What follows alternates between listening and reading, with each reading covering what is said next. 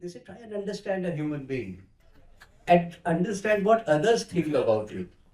And my struggle is, am I looking at others to understand myself, or do I try and understand myself? Is there a way to understand self?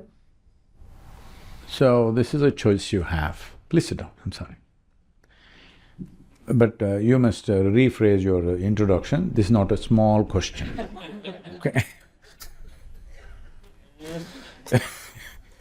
So, this is a choice that you have with your life. Do you want to understand this life or do you want to experience this life? This is a choice, make that choice first. Because you thinking, I understood life, anybody who thinks they have understood life, they've just drawn their own conclusions, that's all. People who think they understand life, everybody around thinks is a bloody nutcase. Yes or no? You experience your life. If you experience your life, are you experiencing it in a joyful way or a miserable way? This is the only choice you have. As I said earlier, the problem with us is, we have always been, the religions of the world especially, not so much in this culture, but the religions of the world have largely been talking about understanding life. In this culture, we don't understand life. We just want to profoundly experience our life. How to make our experience life more profound than the way it is right now. This is the goal of this culture. But we've become so much westernized. See, all of you are in jackets, though it is summer, so we are very westernized. So, because of that, we are thinking of understanding, we are thinking of being good human beings. We don't need good human beings. Because people who think they are very good, they're the ones who do the most terrible things.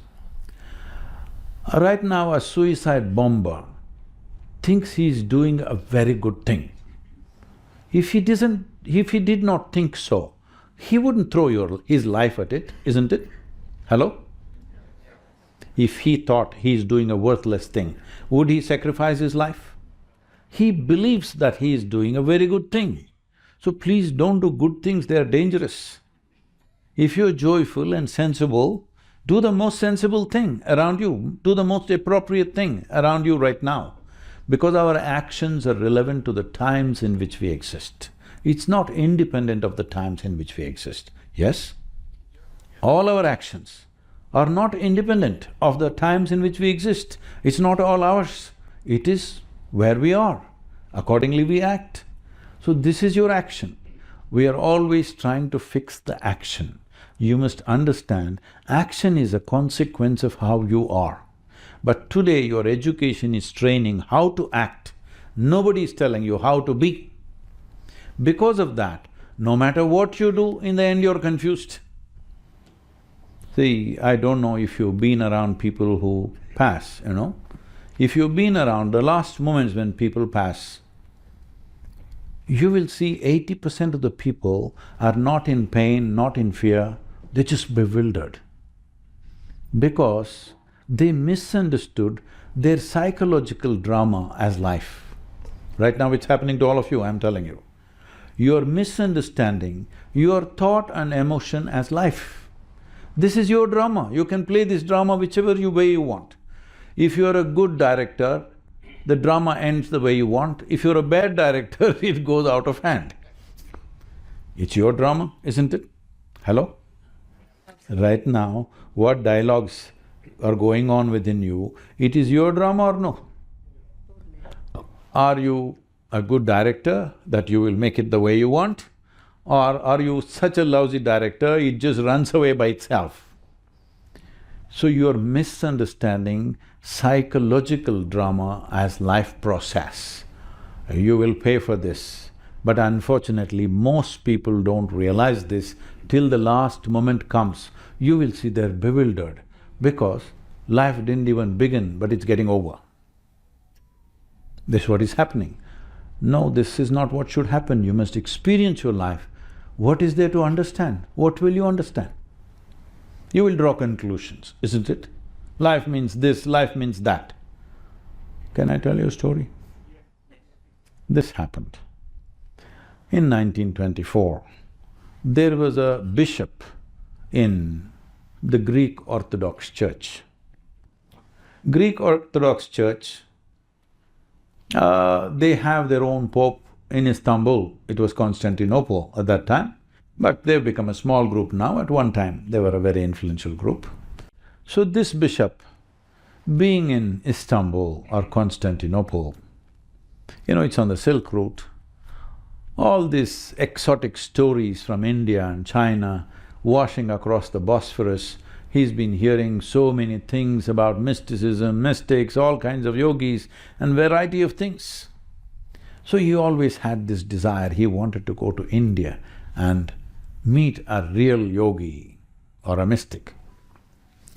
But being a man of cloth, he couldn't decide where he goes. Time passed, he was over 60 years of age.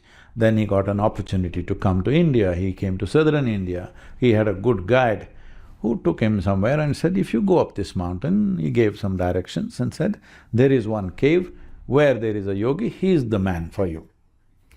So our man, bishop, walked up. Mountains are not kind to you unless you kept yourself well,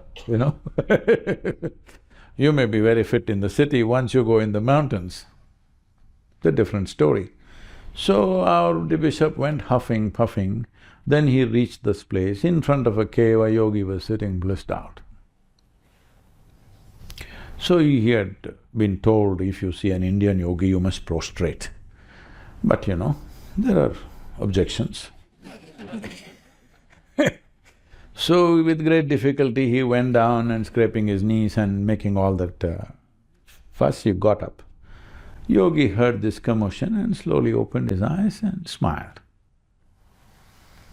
Then the bishop asked, can I ask you a question? The yogi said, by all means. Then the bishop asked, what is life? This is what you're asking right now.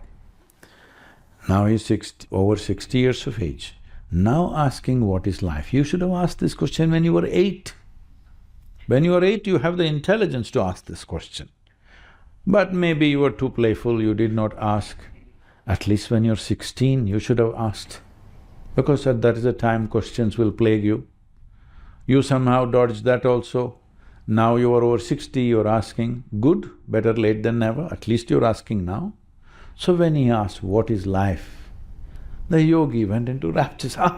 Life is like the fragrance of jasmine upon gentle spring breeze. So, what?